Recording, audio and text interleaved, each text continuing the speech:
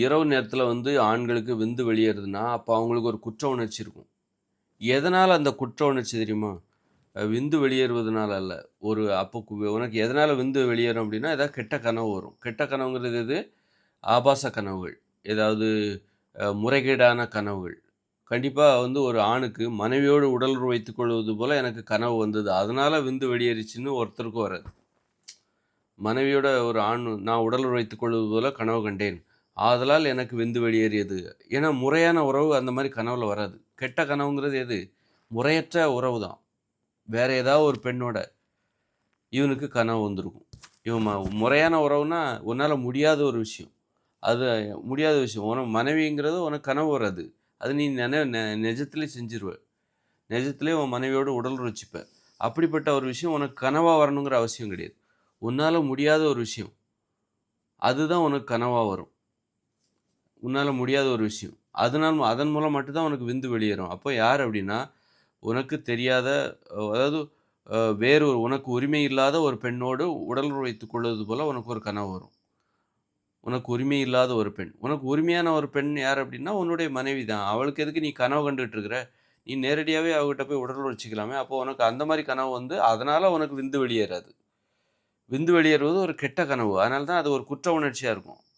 குற்ற உணர்ச்சிக்கு காரணம் என்னன்னா, அந்த மாரி இப்போ தப்பு பண்ணக்கூடாது, மனைவிகிட்ட உண்மையா இருக்கணும் அப்படிங்கிறது ஒரு நல்ல விஷயம். உண்மையா இல்லாம வேற பெண்ணு கூட தப்பு பண்றது, அது வந்து ஒரு குற்ற உணர்ச்சி ஏற்படுத்தும். என்னடா நம்ம மனைவிக்கு நம்ம உண்மையா இல்லையே! அதுபோல உனக்கு கனவு வந்தாலே உனக்கு குற்ற உணர்ச்சி தான் வரும். நீ தூங்கிட்டு இருக்கிற அப்படின்னா, உனக்கு கனவு வருது அப்படின்னால, அதன் மூலம் விந்து வெளியேறிச்சு.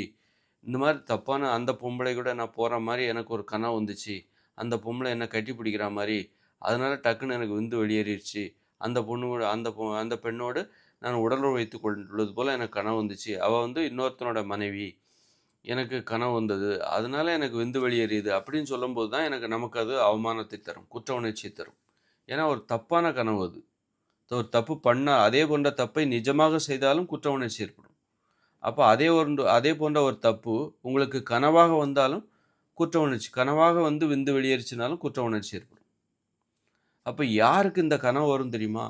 தவறான உடலுறவில் நம்பிக்கை உடையவர்கள். மனைவிக்கு உண்மையாக இல்லாதவர்கள். இவர்களுக்கு தான் இந்த மாரி கனவு வரும். கனவு வந்து அதன் மூலம் விந்து வெளியேறும். அப்ப அவங்களுக்கு தான் இது குற்ற உணர்ச்சிய ஏற்படுத்தும். அதனால நீ ஒழுக்கமா வாழ்ந்துட்ட, உன் மனைவிக்கு நீ உண்மையா வாழ்ந்துட்டன்னா, உனக்கு இது போன்ற கனவு மூலமாக விந்து வெளியேறாது. அப்படின்னா விந்தே வெளியேறாதா? இரவு நேரத்தில் தூக்கத்தில். தூக்கத்தில் விந்து வெளியேறும். ஒரு ஒழுக்கமா இருக்கிறாங்க, மனைவிக்கு உண்மையா இருக்காங்க. தப்பு பண்றத பத்தி அவங்களுக்கு யோசிச்சு கூட பார்க்க முடியாது. அவ்வளோ அன்பு, பாசமா மனைவிட்ட இருக்காங்க. அவங்களுக்கு வந்து ஒருவேளை உடல் சூட்டினால் விந்து வெளியேறுமே தவிர, அந்த கெட்ட கனவு வரணுங்கிற அவசியம் கிடையாது. கெட்ட கனவு இல்லாமலே உடல் சூடு அதிகமாகும்போது அந்த விந்து வெளியேறிவிடும். அதனால விந்து வெளியேறுறது தூக்கத்தில விந்து வெளியேறுவது வந்து, அது எல்லா மனிதர்களுக்கும் நடக்கும். அதுக்கெல்லாம் முடிவே கிடையாது. அது என்னென்னைக்கும் குணப்படுத்த முடியாது.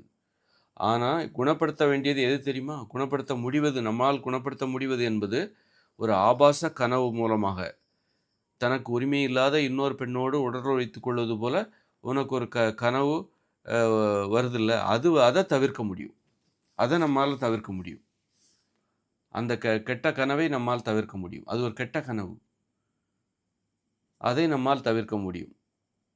எதை தவிர்க்க முடியாதுன்னா, விந்து வெளியேறத தவிர்க்க முடியாது. உடம்பு உஷ்ணம் அதிகமாயிடுச்சுன்னா, உனக்கு விந்து வெளியேறும்.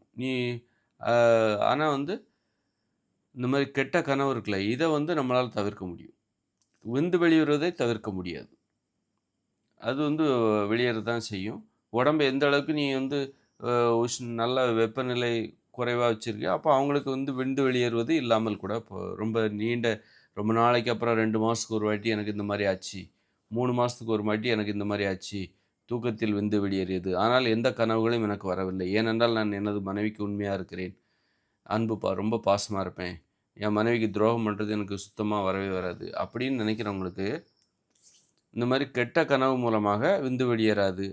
இப்படிப்பட்டவர்களுக்கு ஒருவேளை உடல் உஷ்ணம் அதிகமானால், அப்பொழுது அவர்களுக்கு விந்து வெளியேற்றம் என்பது தூக்கத்தில் நடைபெறும்.